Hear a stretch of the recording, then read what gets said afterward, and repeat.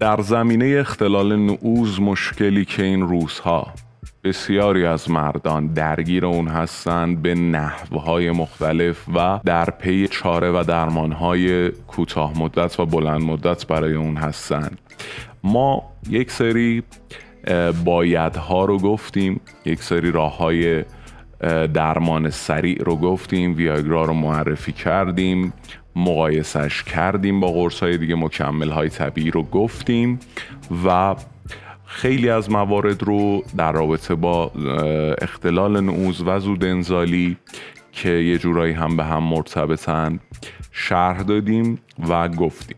اما خب یک سری نبایدها وجود داره در این زمینه، یک سری عادات غلط در سبک زندگی و لایف استایل وجود داره که در صورت انجام دادن اونها قطعاً به مشکلات زیادی از جمله کوچکترینش اختلال نعوذ برخواهید خورد و اگر انجام ندید به راحتی زمینه درمان اختلال نعوذ خودتون رو فراهم میکنید. اگر میخواید بدونید این عادات دقیقاً چه چیزهایی هستند که باید کنارشون بگذارید، تا آخر ویدیو با من همراه باشید. سلام عرض میکنم، من هم پوریا هستم و خیلی خوشحالم که یک بار دیگه افتخار حضور در برابر دیدگان پرمهر و پرمحبت شما عزیزان دلم رو دارم. هر هفته در این چنل ویدیوهایی با موضوعات پزشکی، سبک زندگی سالم با آشنایی با انواع بیماری ها خواهیم داشت. اگر به این موضوعات علاقه دارید یا میتونه بهتون کمک کننده باشه، حتما چنل رو سابسکرایب بکنید و زنگوله کنار سابسکرایب رو در حالت آل قرار بدید. اگر از ویدیو خوشتون اومد اون رو لایک بکنید، شیر بکنید و من رو در قسمت کامنت ها از نظرات ارزشمند خودتون بی‌نصیب نگذارید.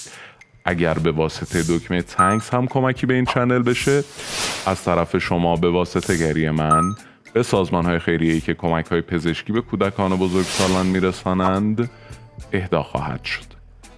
میپردازیم به موضوع جذاب ویدیوی امروز. ببینید، اصولاً داشتن عادت بد جنسی باعث تحت تأثیر قرار دادن روابط جنسی و روابط عاطفی خانواده ها میشه، ضمن اینکه میتونه مرد و یا زن رو به بیماری های مختلف جنسی از جمله اختلال نعوذ و بیماری های جدی تری مثل زیگیل تناسلی و یا HPV و حتی HIV یا همون ایدز مبتلا بکنه. چه عادتهای بدی؟ ببینید، رابطه جنسی با کسایی که تمایلی به خوابیدن با شما ندارند اولین و صدر جدول این موضوعات. به عنوان یک زن یا یک مرد سعی کنید این موضوع رو برای خودتون و همسرتون روشن بکنید که واژن شما و اندام جنسی شما چیز عجیب و غریبی نیست. به همون اندازه‌ای که همسر شما نیاز به یک رابطه عالی و فوق‌العاده داره، شما هم باید از رابطه جنسی خودتون لذت ببرید. اگر قرار باشه که همسر شما همیشه بالا باشه و به شما مسلط باشه و شما لذتی نبرید، هیچ دلیلی وجود نداره که شما هم از چنین شرایطی برخوردار نباشید و لذت نبرید. پس حتما باید این مورد رو با همسر خودتون در میون بگذارید.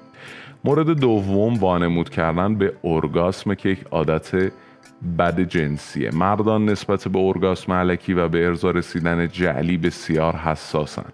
به هیچ وجه این رفتار رو غالبا نمیپذیرن، اما حقیقت ماجرا اینه که زنها به این دلیل که به سراغ این حربه میرن غالبا نمیخوان به طور مستقیم به مردشون بگن که این سبک رابطه جنسی رو نمیخوان و یا راجع به تغییر دادن اون صحبت نمیکنن. اما این موضوع میتونه به شدت هم به خودشون و هم به همسرشون لطمه بزنه و بهتره که با اونها صحبت بکنن و در واقع بهتره که از این وضعیت خودشون رو خارج بکنن.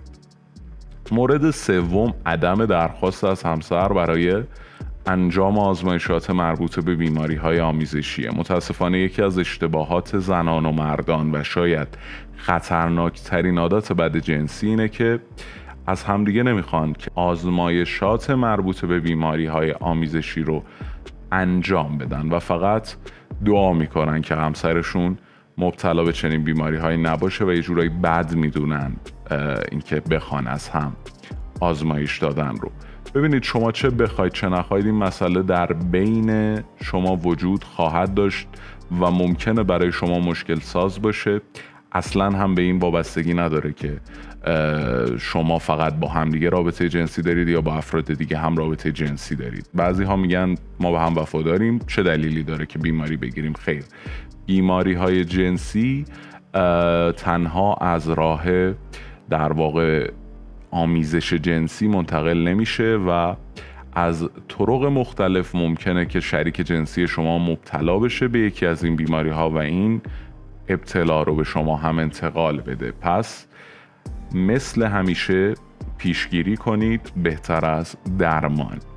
اما این آزمایشات شامل آزمایش هایی مانند آزمایش ایدز و هپاتیت و HPV که قطعا لازمه که هر چند وقت یک بار انجام بدید. مورد بعدی پذیرفتن چیزاییه که ممکنه به شما آسیب برسونه یا آزاردهنده باشه، مگر در مواردی که همسر شما یک هیولای واقعی باشه یا ندونه که با یک انسان گرانبها خوابیده. مطمئنا هیچ وقت انتظار نداره که شما در طول رابطه جنسی درد بکشید.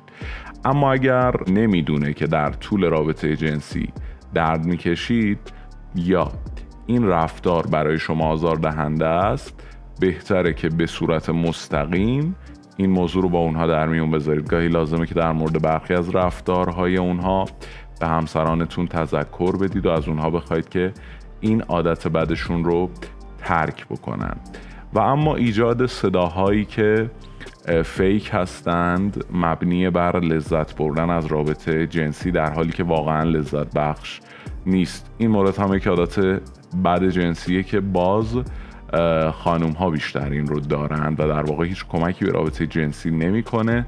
این یک واقعیت تلخ در زندگی همه زوج هاست که ممکنه برخی موارد از رابطه جنسی لذت نبرند و به ارگاسم واقعی نرسند و به جای اینکه مطرح بکنند فیلم بازی بکنند که این بسیار از نظر روانی میتونه لطمه و صدمه های جدی وارد بکنه. مورد بعدی مطرح نکردن مستقیم خواسته در رابطه جنسیه.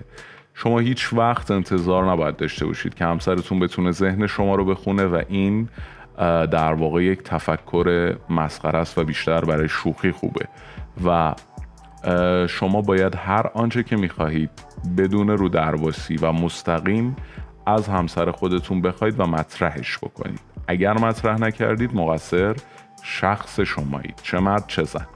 مورد بعدی نزدن مسواک قبل از رابطه جنسیه که خب مشخصه. مسواک زدن باعث میشه که میکروب های داخل دهان از بین بره و بوی بد دهان هم همینطور هم میتونه رابطه رو لذت بخشتر بکنه و هم خطرات مربوط به بیماری های جنسی رو بسیار کاهش میده.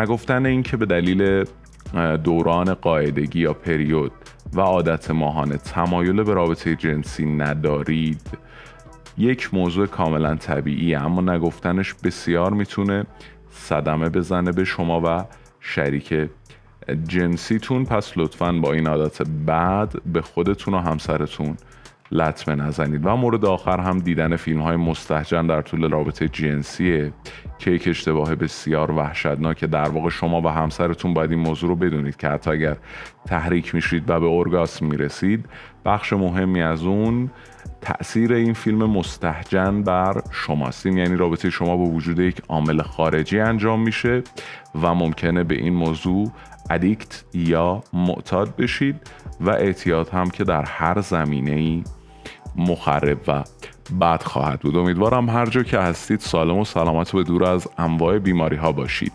تا ویدیوی بعدی، خدا نگهدار.